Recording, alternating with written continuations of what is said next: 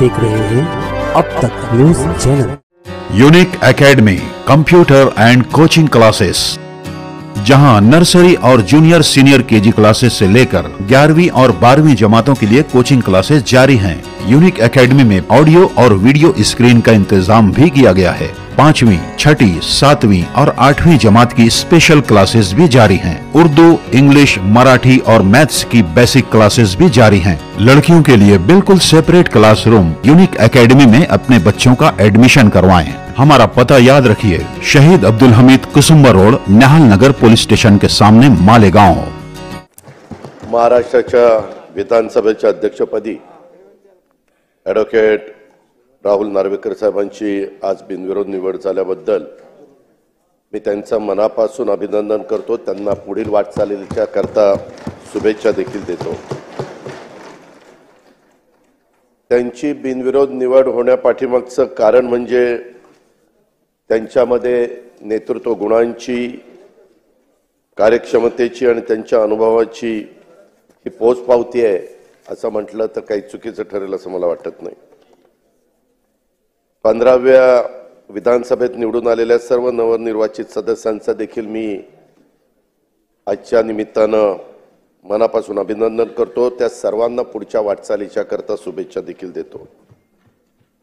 अध्यक्ष महोदय, खरं तर सभागृहाचे नेते देवेंद्रजींनी आणि उपमुख्यमंत्री एकनाथराव शिंदे साहेबांनी आपल्याबद्दल खूप काही त्या ठिकाणी सांगितलं। मला आठवतं राजकीय जीवनामध्ये जी 35 वर्षापूर्वी मी सुरुवात केली आणि त्यावेळेस आम्ही सभागृहामध्ये जयंत पाटील, आर पाटील, मी, दिलीप वळसे पाटील असे आम्ही 4-5 लोक 90च्या बॅचचे आलो आणि तेव्हापासून काम करत असताना मी नेहमी एक बघितलं की राज्यामध्ये वेगवेगळ्या भागामध्ये चांगले कार्यकर्ते आपल्यातनं पण तयार करायचे आणि दुसरे पण त्या ठिकाणी आपल्याकडे कसे येतील त्या ठिकाणी पाहायचं। तुमच्या राजकीय जीवनाला सुरुवात झाली त्यावेळेस तुम्ही शिवसेनेमध्ये होता। प्रवक्ता म्हणून तुमचं कामकाज आम्ही टीव्हीवर बघायचो, इतर ठिकाणी ऐकायचो आणि त्याच्यातनं एक दिवस मी आपल्याला म्हणालो की राहुलजी, आपल्याला पटो किंवा न पटो, एक लोकसभेची जागा आहे, तिथं आपण उभं राहा। तुम्ही जरा नाही म्हणत होता, परंतु मी फार आग्रह केला। वास्तविक त्यावेळेस मोदी साहेबांची लाट होती आणि त्या लाटेमध्ये मी म्हणणारे सगळे पराभूत झाले। परंतु तेव्हा मी आपल्याला असाही शब्द दिलेला होता की जर अपयश आलं तर तुम्हाला विधिमंडळामध्ये निश्चितपणे प्रतिनिधित्व देण्याची जबाबदारी आम्ही लोक घेऊ आणि तशा पद्धतीने जबाबदारी वरच्या सभागृहामध्ये तुम्ही त्या ठिकाणी पार पाडली। ही तुमची ह्या विधिमंडळातली सुरुवात। विधान परिषदेमध्ये आपण उत्तम काम करत होता। आपली वकिली अतिशय चांगल्या पद्धतीने प्रख्यात वकील म्हणून तुमची ओळख, अभ्यास मी त्या ठिकाणी पाहायचो।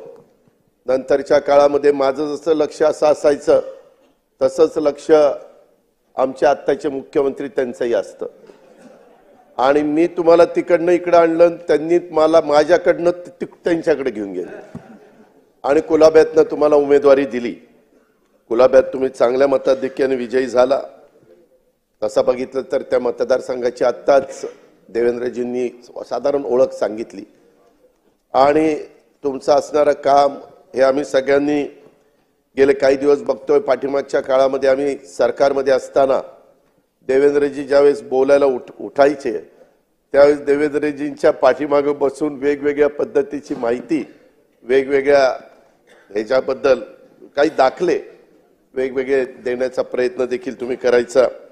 अशा पद्धतीनं आम्ही सगळ्यांनी तुमचं काम बघितलंय।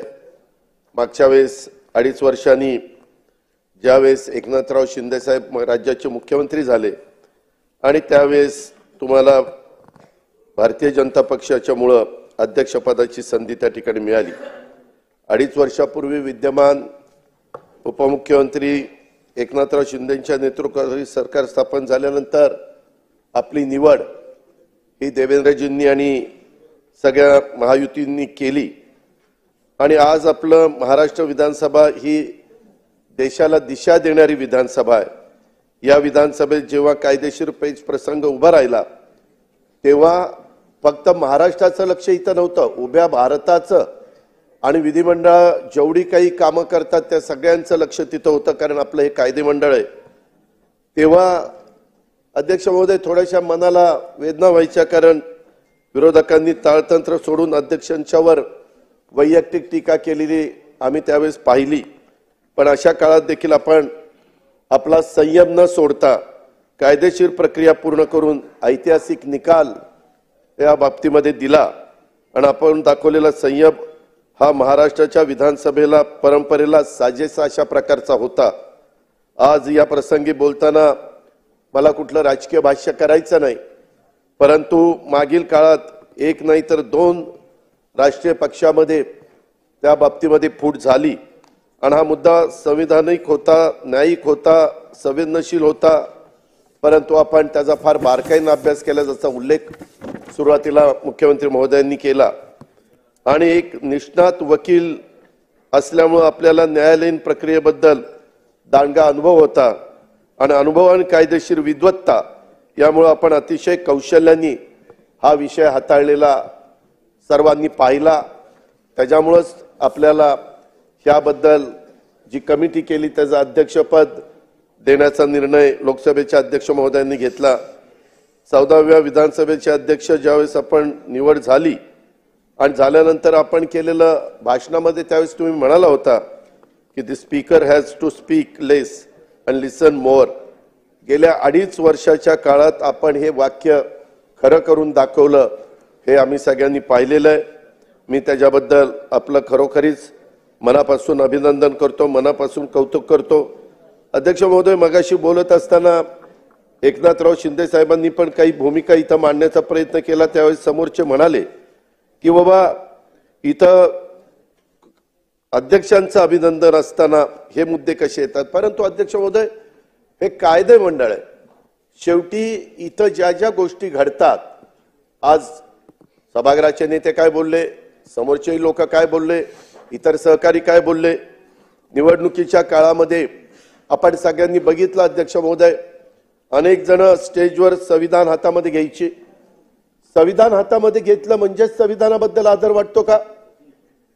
आणि जे संविधान हातामध्ये घेत नाही त्यांचा आदर नाहीये का? असं नाहीये.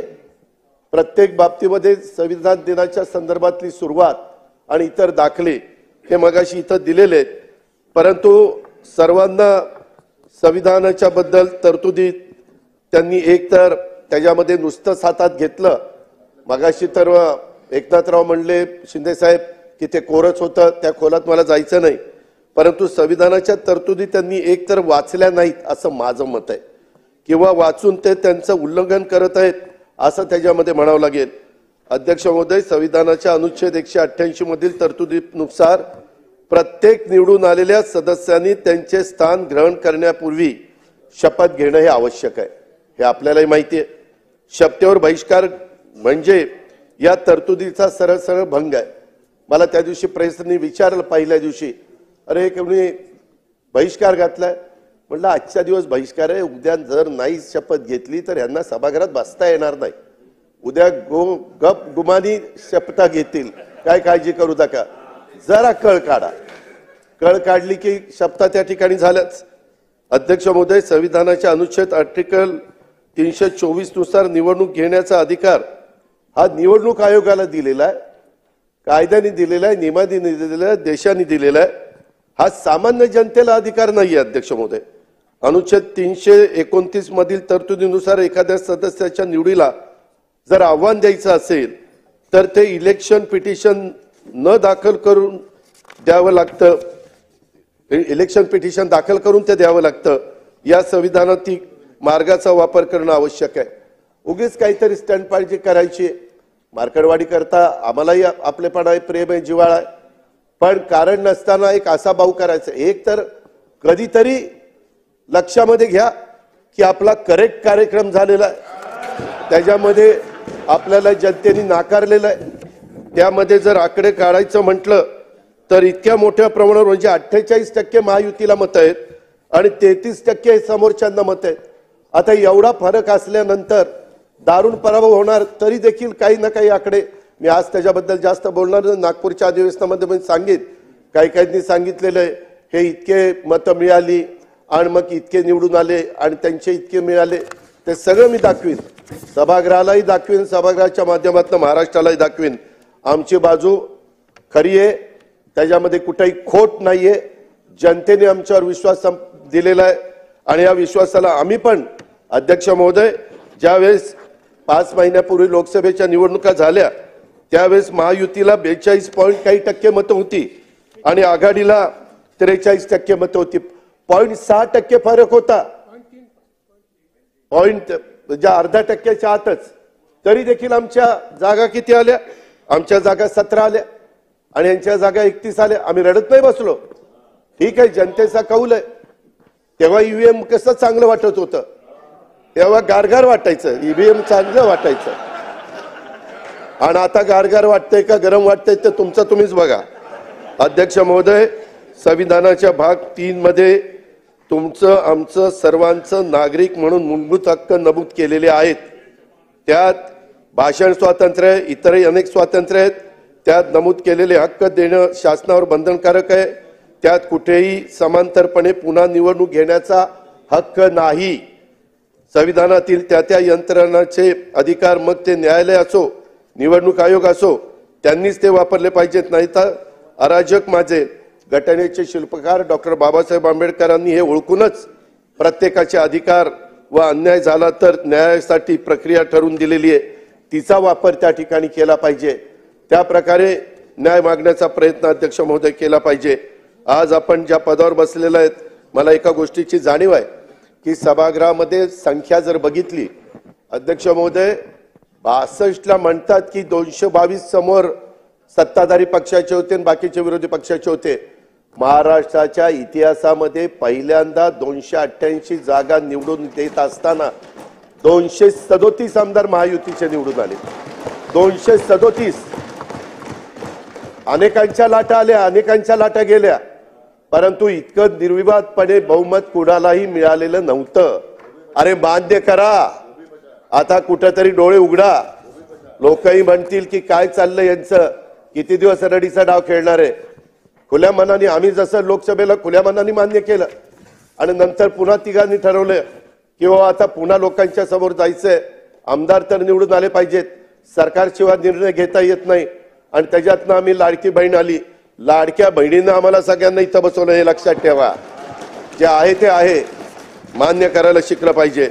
अध्यक्ष महोदय, एक गोष्ट खरी आहे, परंतु आता इथून पुढे सभागृहाचं कामकाज चालत असताना इतकं मोठ्या प्रमाणावर गुलाबी जॅकेट आज इकडे दिलंय, काय अडचण आहे?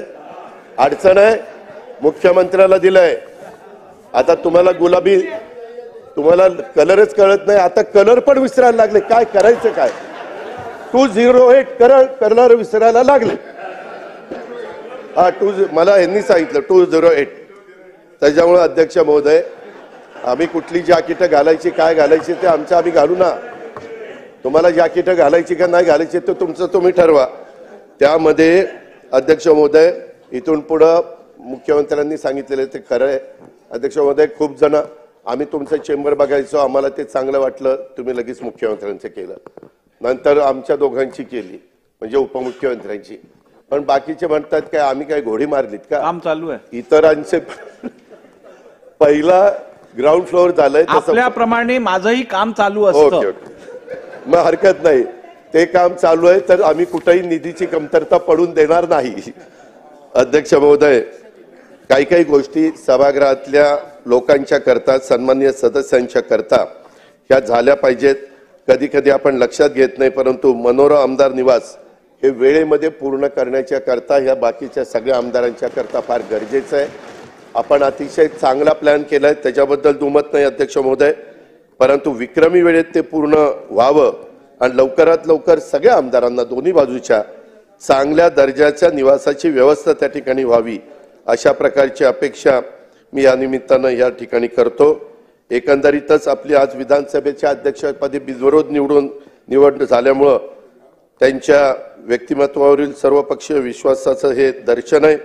मी त्याच्याबद्दल विरोधी पक्षाच्या पण सन्माननीय सदस्यांचा, त्यांच्या गटनेत्यांचा पण आभार मानतो की ही निवडणूक बिनविरोध करण्याच्या करता त्यांनी पण मनाचा मोठेपणा दाखवला.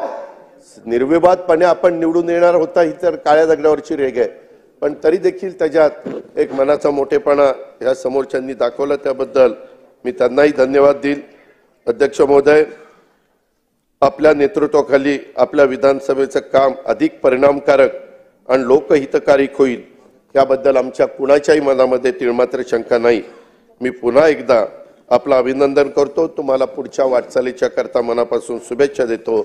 धन्यवाद आणि थांबतो.